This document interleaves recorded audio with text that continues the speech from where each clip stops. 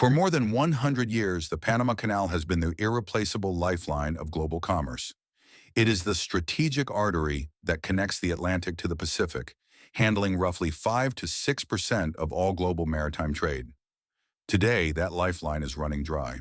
The 2024 and 2025 crisis, amplified by a severe El Niño, has pushed the Gatun Lake to alarming new lows. This isn't just a navigational problem. The Gatun Lake is the freshwater reservoir that feeds the massive locks of the canal. No water, no locks. No locks, no passage.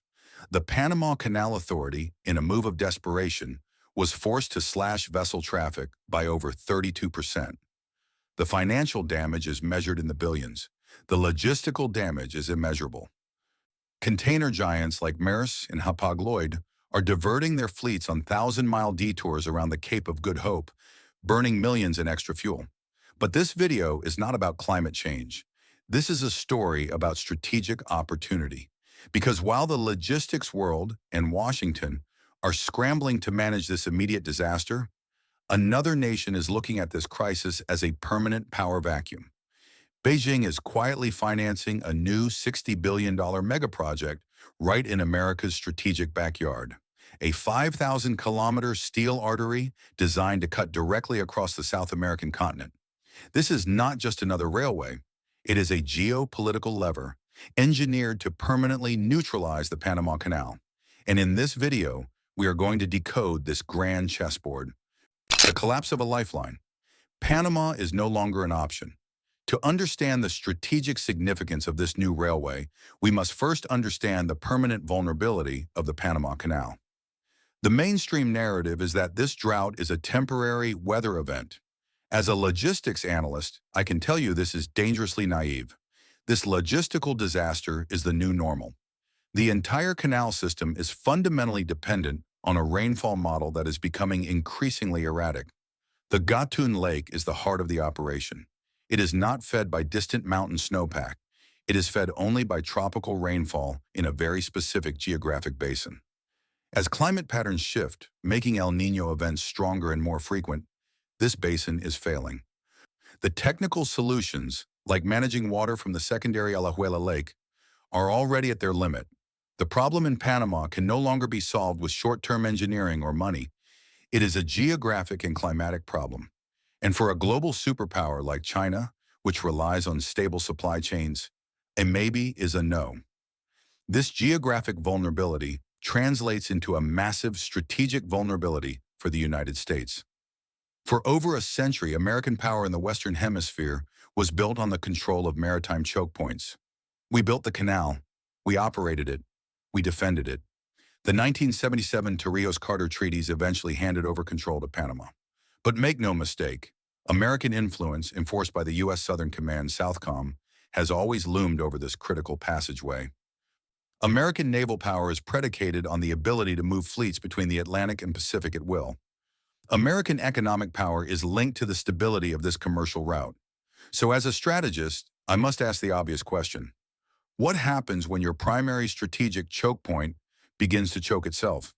It creates a power vacuum, and a vacuum will be filled. We are already seeing the costs of this failure.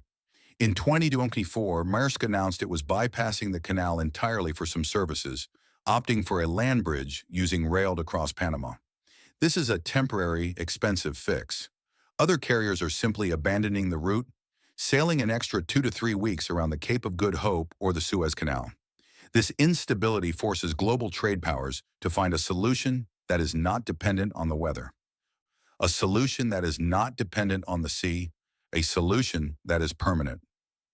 Decoding the 5,000-kilometer steel artery, the two-ocean railway. This brings us to the Corredor Ferroviario Bioceanico Central, the bi-oceanic railway corridor. This is the solution. It is an electrified, standardized railway project estimated at 5,000 kilometers, over 3,000 miles. The projected price tag is over $60 billion. This is not a proposal. This is a project in active development. To understand its strategic brilliance, you must look at its route. Number 1, the Pacific Terminal. The railway does not begin at just any port. It begins at the new $3.6 billion deep-water megaport of Chancay, Peru. Chancay officially opened in November 2024. It is the first deep-water port on the South American Pacific coast, capable of handling the world's largest post-Panamax container ships. And who controls it? COSCO Shipping, a Chinese state-owned enterprise, controls 60% of the port. This is the railway's Pacific anchor, a port controlled by Beijing. Number 2, the transcontinental path. From Chancay, the route moves east, engineered to cross the formidable Andes Mountains. It then cuts directly through the heart of Bolivia. This is not a coincidence. Bolivia is the heart of the lithium triangle, holding the world's largest identified lithium reserves. This is the white gold of the 21st century, the critical component for the electric vehicle batteries that China dominates. Chinese companies like KTL have already signed massive deals to develop these Bolivian reserves. The railway will provide a direct, secure, high-speed conduit to move that lithium from the mountains of Bolivia to a Chinese-controlled port on the Pacific. Number 3, the Atlantic connection. After crossing Bolivia, the railway connects with Brazil's extensive rail network. This gives it access to the Atlantic Ocean, terminating at ports like Santos. This connects the railway to Brazil's agricultural and industrial heartland. This entire route is a masterpiece of economic engineering. But why a railway? Why spend $60 billion to replace a canal? The answer is strategic resource security. Look at the commodities. This railway is not designed to move televisions and sneakers. It is a resource security corridor. Brazil is the world's #1 exporter of soybeans. Its largest customer by far is China. China's food security is dependent on Brazilian soy, which is essential for feeding its livestock. Brazil is also a giant in iron ore, feeding China's industrial base. Bolivia, as we noted, holds the lithium for China's green energy empire. As a logistician, this is what I see. The two-ocean railway is designed to suck soybeans, lithium, and iron ore out of South America and ship them back to China, without ever touching a body of water controlled by the United States. Now let's look at the numbers. Currently, a shipment of Brazilian soy must travel east, across the Atlantic, around the Cape of Good Hope, and across the Indian Ocean. It's a 45 to 60-day journey. Or it must travel north, wait in line at the congested Panama Canal, and then cross the Pacific. The two-ocean railway changes the calculation. A train can move that soy from Brazil's interior to the Chinese port of Chancay in Peru in just a few days. From Chancay, it is a straight shot across the Pacific to Shanghai. According to logistics analysts at Citao, this new route will save approximately 15 days of shipping time. 15 days. For a nation moving hundreds of millions of tons of commodities, that is a saving of billions of dollars per year. But more than money, it buys security.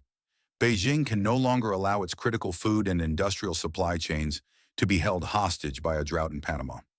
So who pays for this? This is the flagship project of the Belt and Road Initiative, BRI in South America. This is classic Chinese infrastructure diplomacy. They do not just propose a project. They bring the financing from state-owned banks like the China Development Bank. They bring the engineers from state-owned construction giants like CREC. And they bring the technical standards. They are using their immense economic power to physically reshape the trade map of an entire continent. The geopolitical chess game, the bypass in America's backyard. This brings us to the strategic spike. The logistics are impressive. The economics are sound. But the geopolitical implications are a game changer. Since 1823, the United States has operated under the Monroe Doctrine. This policy, in simple terms, declared the Western Hemisphere, particularly South and Central America, as America's strategic backyard. It was a declaration that this was our sphere of influence and that foreign powers were not welcome. For 2 centuries, that influence has been enforced by the U.S. Navy and overseen by the U.S. Southern Command, SOUTHCOM.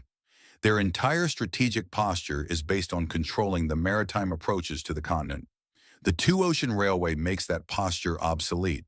This 5,000-kilometer railway is a steel artery that completely bypasses SOUTHCOM's maritime domain. It is a land corridor that American warships cannot blockade. It is an economic fortress being built right under Washington's nose. In fact, geopolitical analysts are already issuing stark warnings about the anchor of this project, the port of Shanxi. A 2024 report from the Fundación Andrés Bello, a respected strategic studies center, warned that Shanxi has clear dual-use potential. Dual use, commercial and military. This is a Chinese-controlled deep-water port built to naval specifications in the heart of America's traditional sphere of influence. This is not just an economic project, it is a strategic beachhead, and this is not happening in isolation. As a geopolitical analyst, you must never look at one move on the chessboard. You must see the entire board. This is China's global choke point bypass strategy.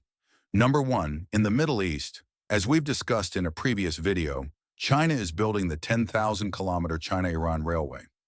This is a land bridge designed to bypass the U.S.-controlled Strait of Hormuz. Number 2, in Eurasia, they are building the Middle Corridor, a rail and sea route that bypasses Russia. This is designed to bypass the Suez Canal. Number 3, in the Americas, they are building the Two-Ocean Railway. This is designed to bypass the Panama Canal. The grand strategy of Beijing is unmistakable: to systematically neutralize every strategic maritime choke point that the United States Navy has controlled for 80 years. China is challenging American naval hegemony by getting off the water. They are using steel and concrete to make America's carrier groups irrelevant. This is what economic statecraft truly looks like. It's not just about trade, it's about anchoring influence.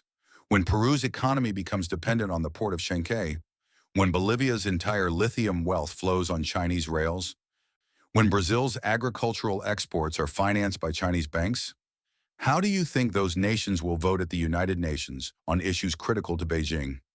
This is how influence is bought in the 21st century. Not with an invasion, but with an invoice. Not with a carrier strike group, but with a construction group. Conclusion: a new era of power. The drying of the Panama Canal is not just a climate story. It is the catalyst for a profound shift in global power. The 20th century was defined by power projected from the sea.